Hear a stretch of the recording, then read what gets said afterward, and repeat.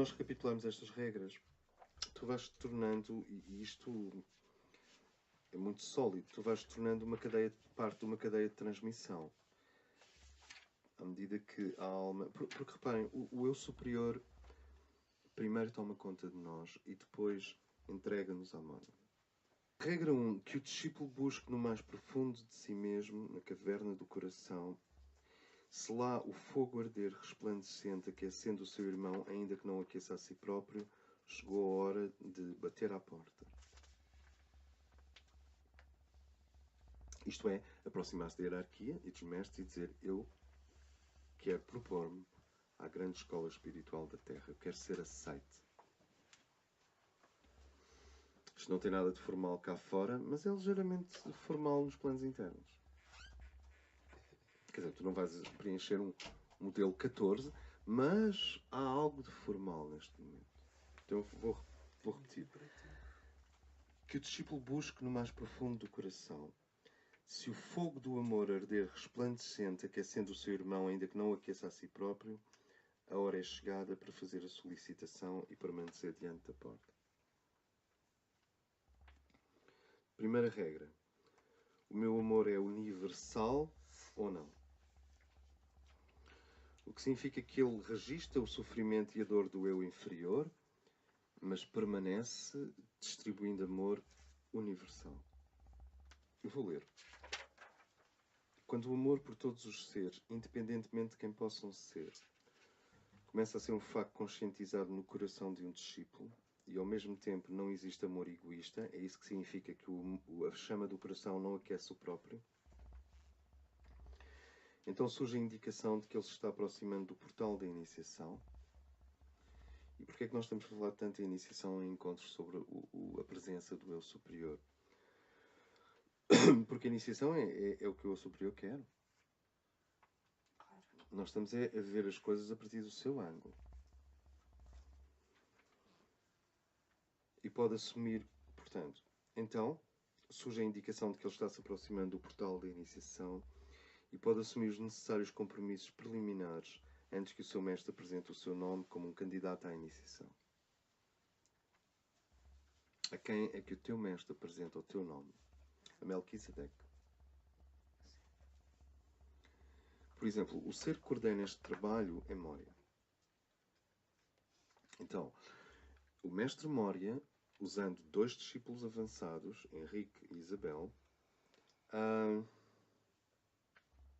formam um triângulo.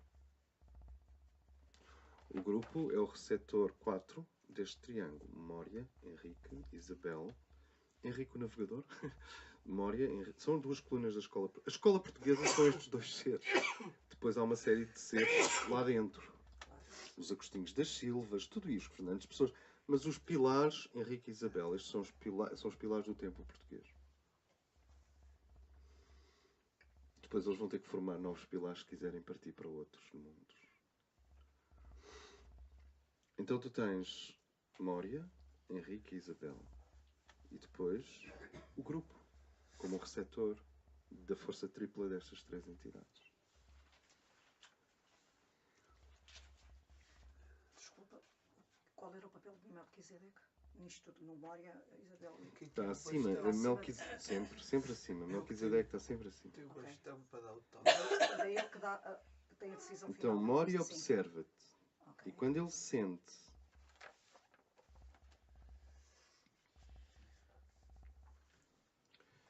que alguns compromissos preliminares foram assumidos, por exemplo, é a distância um problema para ti? Não. Porque os hippies percorriam 9.000 km num carro de forma para encontrar uma escola.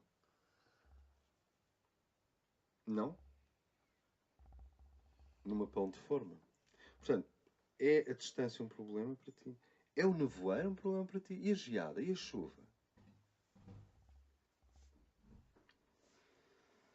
Ou seja, eu não sei se nós estamos numa escola esotérica real, mas sei que estamos em algo que é real.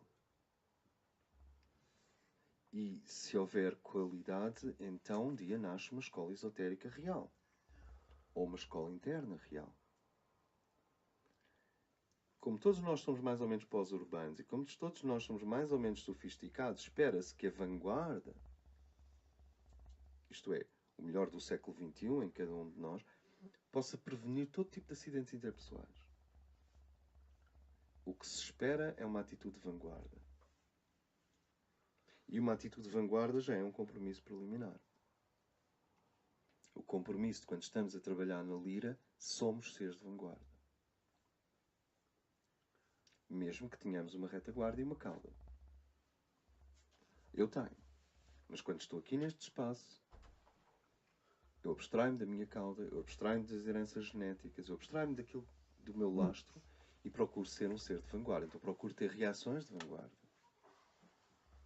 Que são reações psíquicas de qualidade e não reações no plano da minha personalidade. Mas se a minha personalidade tiver uma reação, eu também não vou ficar envergonhado com isso. E essa é uma qualidade deste grupo, é a inclusividade até das reações da personalidade. O que na maior parte dos grupos que eu conheço é logo horrível e proibitivo e não pode ser reações de personalidade. Nós precisamos de sentido de humor. E um dos grandes sinais de inteligência espiritual é o sentido do humor. Portanto, se ela tiver uma super reação de personalidade ou eu tiver uma super reação de personalidade, isso implica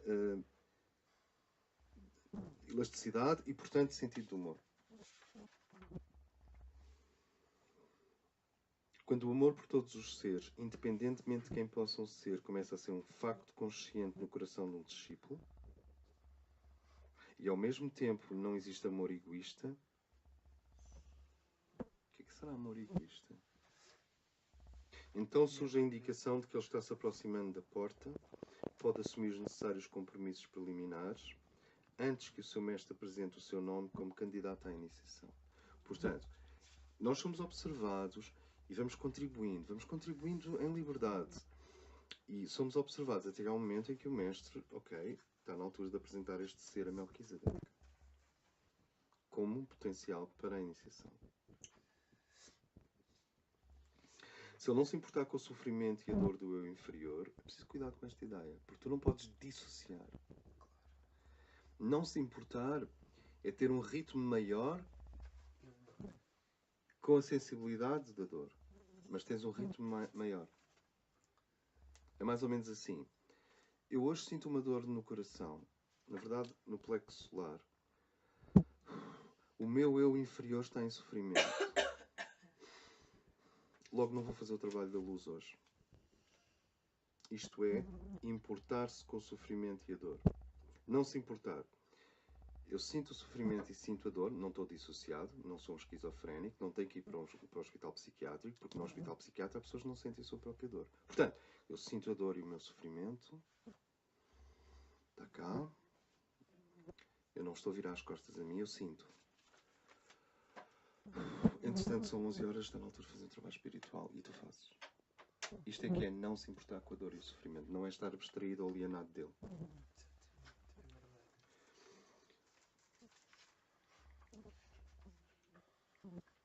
E se lhe for indiferente ou não a felicidade aparecer, eu acho indiferente uma palavra perigosa, se ele puder permanecer acima da questão da felicidade,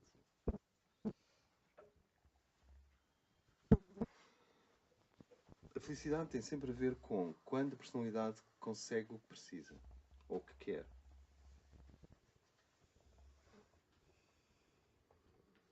A bem-aventurança tem a ver com quando a alma consegue o que quer.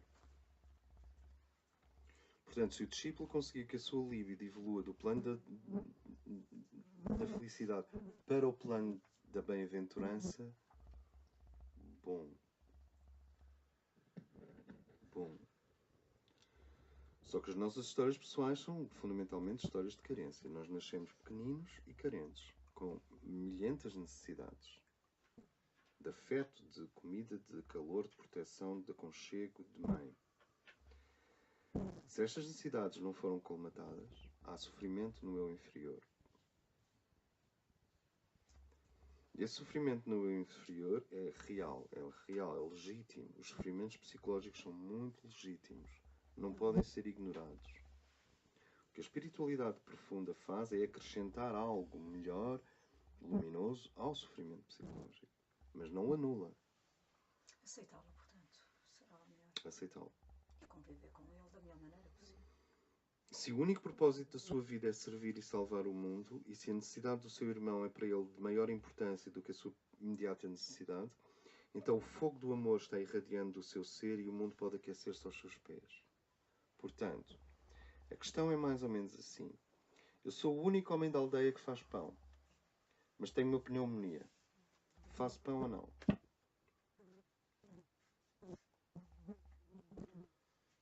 Eu não sei se consegui simplificar isto. Sim. É difícil. As pessoas dizem, eu não posso ser mais simples. Não, ele vai fazer Mais pneumonia simples, é com caríssimo, chá, porque ele ser vai- simples demora tempo. Mas é isto, eu sou a única pessoa da aldeia que faz pão. Ele sabe que depende de Na outros. semana a seguir está a aldeia toda com pneumonia. Não se pega a pneumonia. Eu sou a única pessoa da aldeia que tem pão. Que faz pão. Mas entretanto estou-me a divorciar. Estou a sofrer. Faço pão ou não? Se eu faço pão com o sofrimento do divórcio, não é fazer pão com o sofrimento do divórcio. Não será assim. Papos secos, cacetes, baguetes, Vai tudo para pão de baixo. divórcio. Não é isto. É mais ou menos assim. Continuo eu a fazer o que eu posso fazer bom, apesar do sofrimento. Olha que eu sei tão bem o que é isto. Apesar do sofrimento. Isso é que é a marca do discípulo que está pronto para a Isso é iniciação. o ideal mesmo. É esquecer Porquê? si para ser- Porque as pessoas dizem assim, falta-me uma perna, que é como quem diz falta-me uma namorada, ou falta-me uma asa, ou falta-me um pneu no carro. Faltam-te coisas.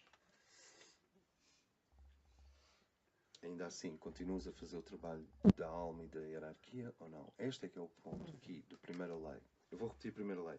Quando que o discípulo busque no mais profunda caverna do coração, se lá o fogo arder resplandecente, aquecendo o seu irmão, ainda que não aqueça a si próprio, Exatamente. chegou a hora de fazer a solicitação e permanecer à porta.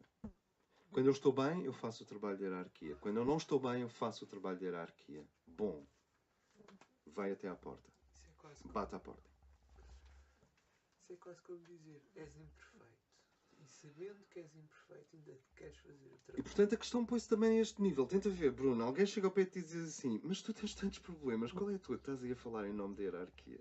Se tu estás no sítio certo, tu começas-te a rir. É verdade. Tu fazes assim.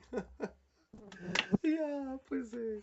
Eu tenho tantos problemas e estou a fazer o trabalho de hierarquia. É de loucos, não é? Este sítio é bom. Este é um bom sítio. Mau sítio. Tu tens tantos problemas. O que é que estás aí a fazer o trabalho de hierarquia?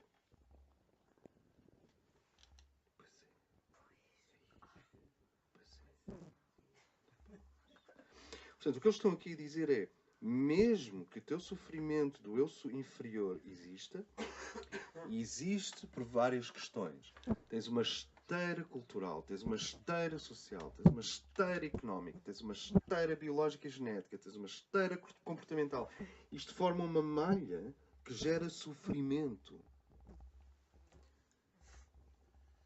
Afinal, todas as religiões começam por dizer a vida é sofrimento. Ou não?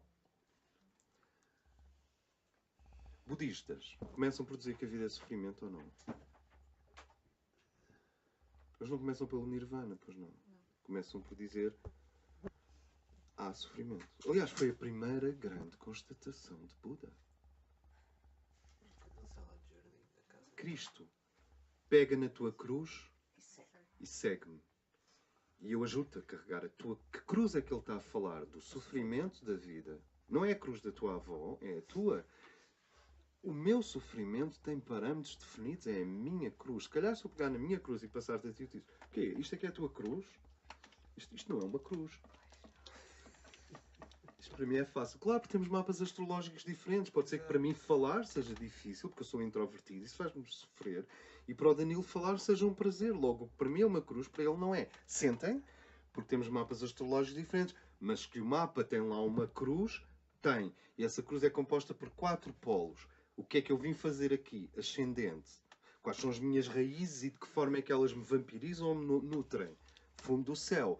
Que importância é que eu dou ao outro? Qual é a função filosófica e ontológica do outro na minha própria salvação? Porque um dia vocês vão reparar que a diferença entre a relação que temos com Deus e a relação que temos com os outros é quase nenhuma. É quase nenhuma. A relação com o divino e a relação com Deus são pantograficamente relacionadas. Tu melhoras a relação com o divino, melhoras a relação com os outros. Melhoras a relação com os outros, melhoras a relação com o divino. Elas são concomitantes, se quiseres. Evoluem em paralelo. Por isso é que quando tu dizes eu gosto de toda a gente, I'm the sacred whore, calma, porque é suposto. É suposto.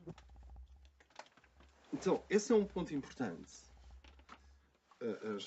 As relações que temos com o divino e as relações que temos com os seres humanos, com os outros irmãos, estão mutuamente referenciadas. Bate no divino, bate nas relações humanas. Bate nas relações humanas, bate nas relações com Deus. Portanto, quem é o outro para mim? Descendente. E ainda, em que grau e como é que eu me integro ao mundo em que eu nasci? Meio do céu. Portanto, esta é a cruz da encarnação. Ninguém pode não resolver estes 4 problemas. O que é que eu vim aqui fazer? Quais são as minhas raízes? A importância dos outros? E qual é a minha relação com a civilização? Qual é a minha performance? Isto é, nós temos um problema de injeção de energia espiritual no mundo, ascendente.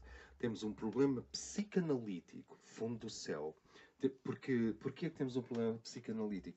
Porque há sempre uma voz dentro da nossa cabeça que diz que nós traímos os nossos pais. Porque não fizemos o que eles queriam. Isto é psicanalítico. Só atinge a criança interior. Não atinge mais nada. Mas atinge o suficiente para algumas pessoas ficarem paralisadas. Tu estudaste de culpa infantil. E a culpa infantil é quando alguém diz para eu ser eu próprio tenho que desobedecer à minha mãe. Mas se eu obedecer à minha mãe não sou eu próprio, mas continuo no paraíso de infância. E com isso atrasas a tua emancipação 10 anos. Ou 20 anos. Ou até tens homens de 58 anos que todos os dias telefonam à mãe. Ou senhoras de 60 anos que dizem: oh querido, não há homem como meu pai. Pronto, está tudo estragado, ficou tudo parado na infância, está tudo parado. O meu pai era um homem. Tu és uma coisa que nem sei o que és. O meu pai é que é o homem. O meu pai é o grande homem. O alfa male ficou o pai. Isto é, na zona do Eros, na zona da libido, na zona erótica, em outras zonas, complexo de Electra, instalou-se o pai no trono. Logo os outros homens são sucedâneos. É como comprar aqueles chocolates espanhóis e só a meio do chocolate é que tu lês na embalagem sucedâneo de chocolate. Tu vais ter diarreia. Devias ter lido primeiro. E tu percebes, já percebi porque é que uma tablete tão grande custa só 70 cêntimos. Chocolate espanhol. Chocolate espanhol. Já me aconteceu. Já te aconteceu. E, portanto, se o pai ocupa um lugar poderosíssimo na psique feminina, os outros homens são chocolate espanhol. E se a mãe ocupa o lugar da rainha no inconsciente masculino, não há... Desculpa, olha aqui. Amor de Mãe, Angola, 1966. Nem penso em ocupar o lugar que a minha mãe ocupa. E claro, o que é que a rapariga vai fazer? Por isso é que surgiu a psicanálise, para destornar os pais e as mães dos sítios demasiado sérios onde têm e irem para sítios onde possam ser amados em vez de adorados. Amados em vez de adorados. Porque tu adoras o pai e a mãe até que consegues começar a amá-los. Desculpa-me. E fazer essa transição para o pai e mãe divina? É isso mesmo. Não é?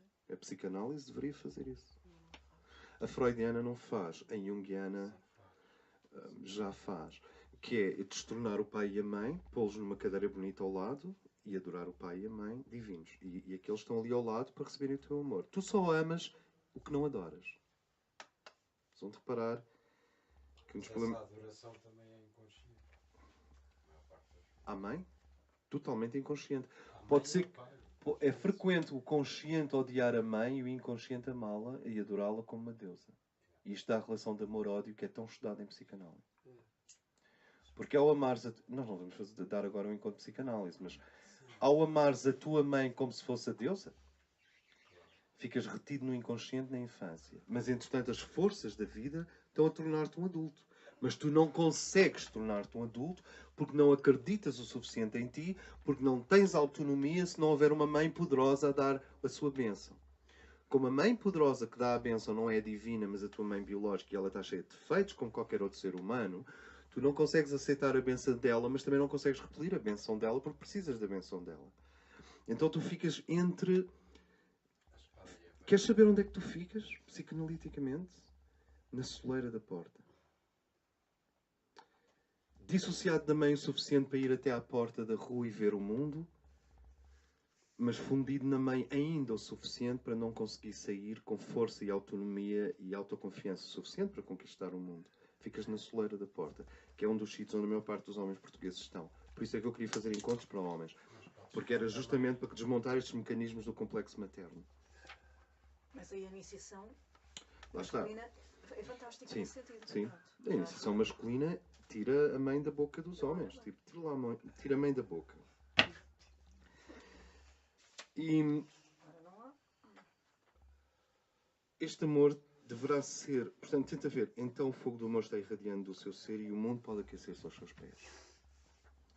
Portanto, a pergunta é: continuas a amassar o pão de Cristo mesmo que sofras? Esta é a primeira grande questão. Há amor em ti maior do que o amor que tens por ti próprio? E mesmo que haja sofrimento naquele que és a que chamas tu próprio, continuas a amassar o pão e a distribuí-lo? A primeira regra está superada. Essa então não é difícil de compreender, pois não. Não é. É bem chão. Segunda regra. Quando o pedido tiver sido feito de forma tripla, isto é, o corpo, o coração e a mente fazerem o pedido, mas o português não está correto, então o discípulo retire o pedido e esqueça que foi feito. Isto só diz respeito a uma coisa, que é... Deixa-me dizer-vos uma coisa. Um dos sintomas que o eu superior aceitou... Está sem bateria. Ok. Um dos sintomas que o eu superior... De que o eu superior, o teu, aceitou um problema...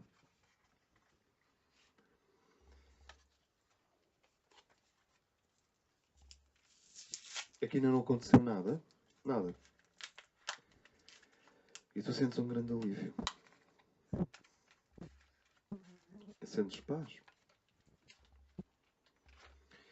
E porquê é que é importante esta noção de que nós ainda não falámos, por isso é que são 2 fins de semana, de que o eu superior aceita problemas. Portanto, é um anjo solar que surgiu misteriosamente entre a mónada e a Terra. Quer dizer, parece que a mónada excita a natureza e o que surge é um biótipo. E depois a mónada excita a psique, excita não sei o quê, e nasce a alma. A mónada não nasce. Nunca nasceu. As mónadas não... É eterna. É eterna. É? É nascida. É nascida. Ela é eterna. A mónada é eterna. A alma não. A alma nasce. Exatamente. A alma tem um momento. A alma poderá ser perpétua, mas a mónada é eterna. É imortal. Então, um dos pontos é que é um anjo, a tua alma, tem um QI impensável, não tem cérebro, como é que ele está a ter, como é que há de ter um QI de 165, que é considerado altíssimo? Não pode? Tem um QI, não tem cérebro. Sabes que inteligências que não têm cérebro têm QIs bastante altos. Depois tem um cartaz que diz assim: aceitam-se problemas. Tu estás cá em baixo, na terceira dimensão, e tens um problema. Problema. E o que é que nos é dito? Vocês sabem, o patriarca na cadeira, que é o símbolo de Deus. É claro, obviamente, nós pusemos patriarcas na cadeira primeiro cá em baixo, na Babilónia, à saída das cavernas de Neandertal. Devemos ter descoberto que os homens com barbas compridas diziam menos asneiras por hora. E as mulheres anciãs diziam menos asneiras. Então começámos a confiar mais na terceira idade, nos patriarcas e nas matriarcas, para dirigir a tribo. E há tribos que eram dirigidas por perfeito equilíbrio entre matriarcas e patriarcas. Por exemplo, os índios norte-americanos têm um bom equilíbrio aí. Isso simboliza o Pai ou a Mãe divinas. Cristo, não. Cristo simboliza todo o percurso, desde o mental superior até ao Pai. Ele simboliza o caminho. Cristo não é uma potestade hierática parada no fim. Ele é um movimento. O movimento de Sofia de menos para mais. Ou se quiseres, o movimento de Mataji, da psique feminina fragmentada para a psique feminina integral. O movimento de Babaji, ou de Krishna, para a psique masculina integral. Vindo da psique masculina fragmentada. É para isso que servem os avatares de Vishnu. Cristo não chegou e disse: Brahma. Eu sou Brahma. Não, ele disse: eu sou Vishnu. Eu sou o filho. Isto é, eu ligo as planícies quentes do universo ao pai e à mãe. Portanto, Cristo e Sofia são funções de ligação. São como elevadores no prédio. Restos são personalidade. Cristo e Sofia, que são só nomes para entidades objetivas, meta-arquétipos, e para arquétipos, há o arquétipo de Sofia, há o arquétipo de Cristo, e são nomes gregos. Há crianças chamadas Cristo e há crianças chamadas Sofia. Mas, fundamentalmente, é a função de ir ao teu encontro no teu ponto de ignorância. Só o Cristo faz isto, só Sofia faz isto. O pai não faz isto, a mãe não. Brahma não vem ao encontro do teu ponto de ignorância. É o Cristo que vem ao encontro do teu ponto de ignorância. É Krishna que vem ao encontro do teu ponto de ignorância. É Sofia que vem ao encontro do teu ponto de ignorância. É Mira que vem ao encontro do teu ponto de ignorância. Vem ao encontro do teu ponto de ignorância, lança a rede, pesca o peixe. Mais uma imagem do Evangelho. E depois vai para casa, barco. Já pesquei mais um. Que és tu, na rede, do amor. E leve. Como é que era a expressão de Cristo? Ninguém chega ao Pai se não for através de mim. Eu sou o caminho, a verdade e a vida. Eu sou a barca. Ele comparava-se a uma barca. Que é o equivalente da harmonia da flauta de Krishna. É a mesma coisa. O som da flauta de Krishna é o equilíbrio de todas as... Imagina que a flauta tem 12 furos, os 12 raios. Ou tem 7 furos, os 7 raios. Ainda temos que ver quantos furos é que tinha a flauta de Krishna. Mas porquê que Krishna é sempre representado como um amante? Muito pouco como um guerreiro ou um mago. É rei amante. Parece que a natureza indiana gosta desses dois arquétipos. E no Ocidente, como é que é representado o nosso Krishna? Além de ser um tremendo sofredor, o que me parece que é um amante, está pregado a uma cruz por amor, é também às vezes representado como um rei. A Igreja tratou de que o mago fosse completamente fora, posto de parte. Tu dizes, então Cristo, the magician. E o padre diz-te, os segredos de Deus não competem aos seres humanos saber. São insondáveis. O que é muito bom para a estupidificação geral da humanidade. Portanto, a figura de Cristo como magician, como cientista, não passou. E a figura de Cristo como guerreiro também não passou. Apesar de que a Inquisição foi desenterrá-lo, de alguma maneira. Para o pior. Exatamente. Espetaram logo da coroa e está feito. Cristo é o transporte. Sofia é o transporte.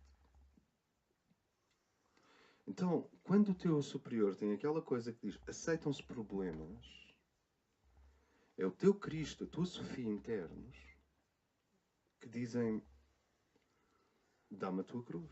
Eu ajudo-te a transportá-la. Ora, objetivamente,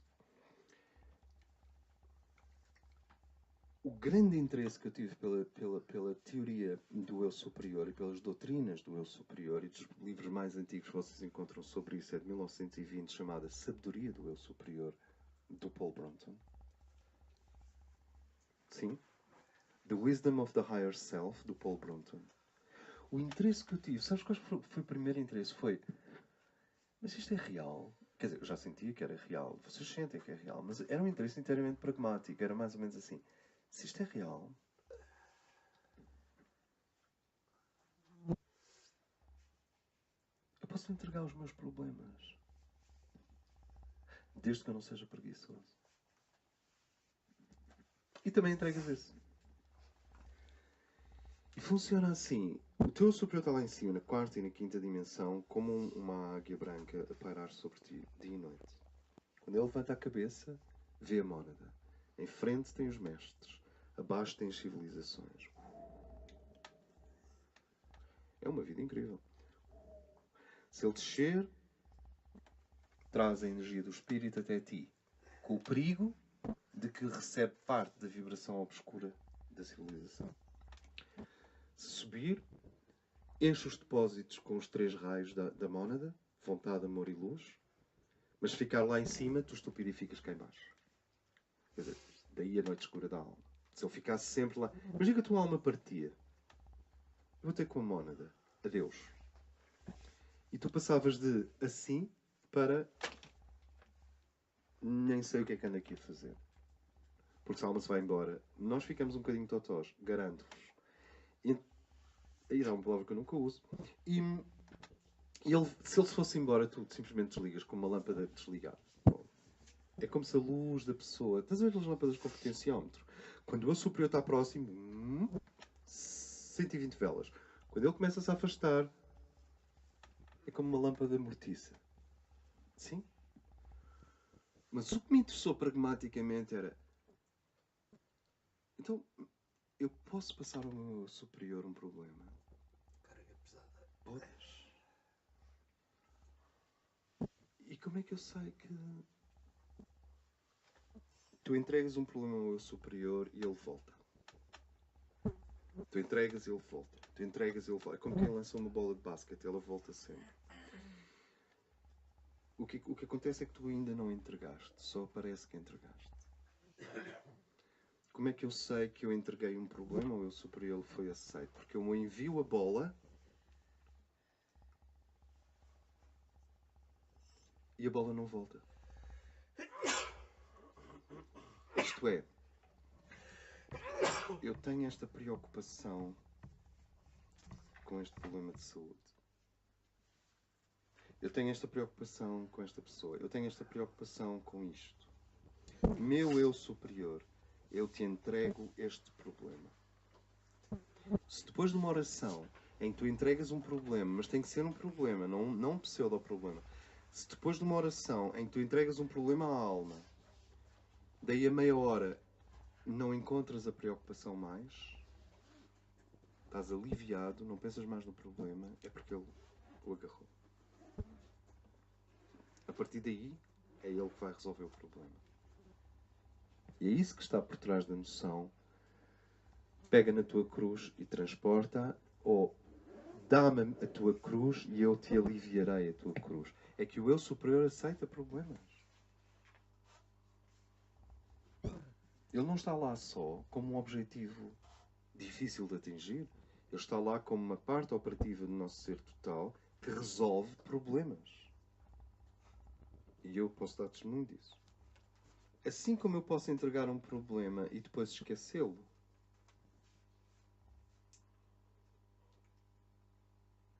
Por exemplo, alguém te diz assim, você vai ser despedida.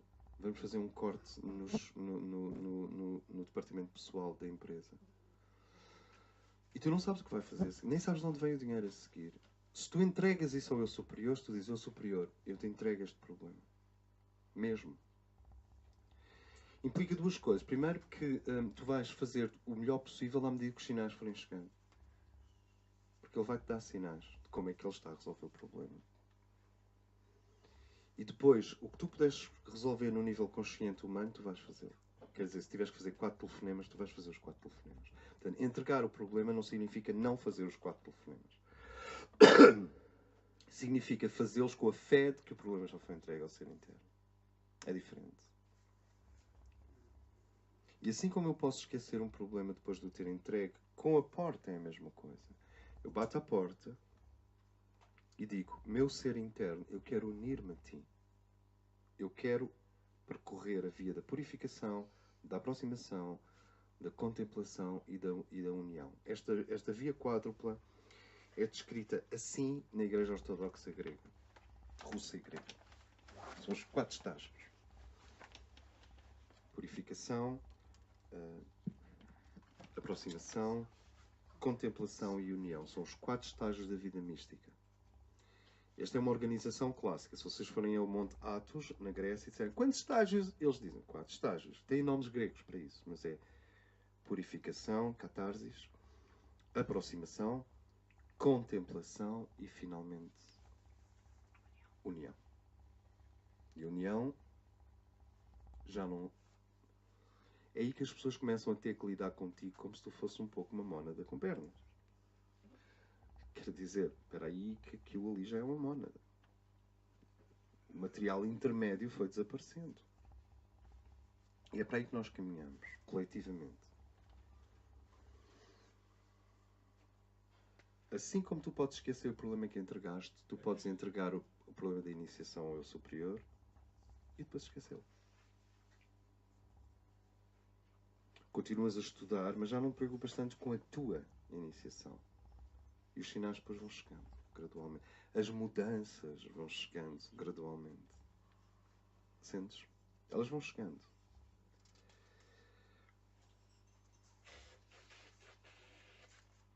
A terceira regra diz que aliás, deixa-me ver.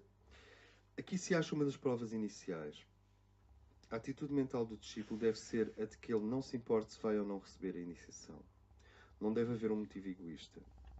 Somente aquelas solicitações que alcançam o mestre através da energia gerada pelo altruísmo puro são por ele transmitidas ao anjo dos registros da hierarquia.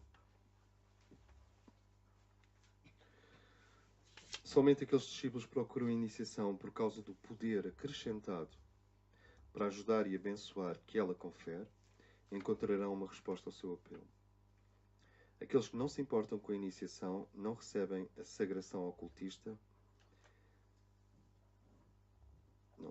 Aqueles que estão demasiado ansiosos com a iniciação acabam por não receber a consagração ocultista, e os ansiosos, por egoísmo ou curiosidade de participarem nos mistérios, dificilmente passam pela porta, mas permanecem batendo à mesma. O que significa ansiedade e reações nervosas ou emocionais não são o caso aqui. É preciso uma grande serenidade. Aqueles que têm capacidade para servir e aqueles que estão curvados com o sentido de necessidade mundial e com a responsabilidade pessoal assim despertada, aqueles que foram cumprindo a lei, batem e recebem uma resposta.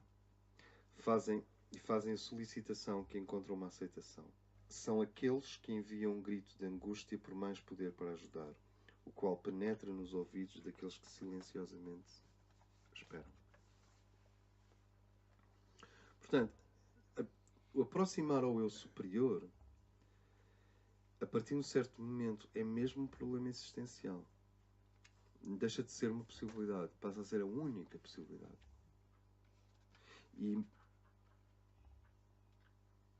é como se tu dissesses, para o mal do mundo, o mal que eu consigo ver, eu não tenho forças. Portanto, eu preciso de iniciação para ter forças. Então, deixas de procurar. A iniciação deixa de ser procurada como uma expansão individual e é procurada como uma ferramenta essencial para aliviar a dor do mundo. E este é o ângulo da aproximação certa. Porque se tu começas a amar o mundo, tu perguntas o que é que eu posso fazer. E é aí que se põe a questão da iniciação. Porque, tenta ver uma coisa. A iniciação vai decuplicar as tuas energias. As pessoas perguntam como é que Yogananda tinha tanta energia para falar para 5.000 pessoas e depois metia-se num carro e ia falar com mais 2.000, depois dava... Sabes? E não para. 30 anos, 40 anos. Porque é um iniciado. Portanto, quando vocês têm um alto caudal, é porque as iniciações aconteceram. Isso pode ser individual ou grupal.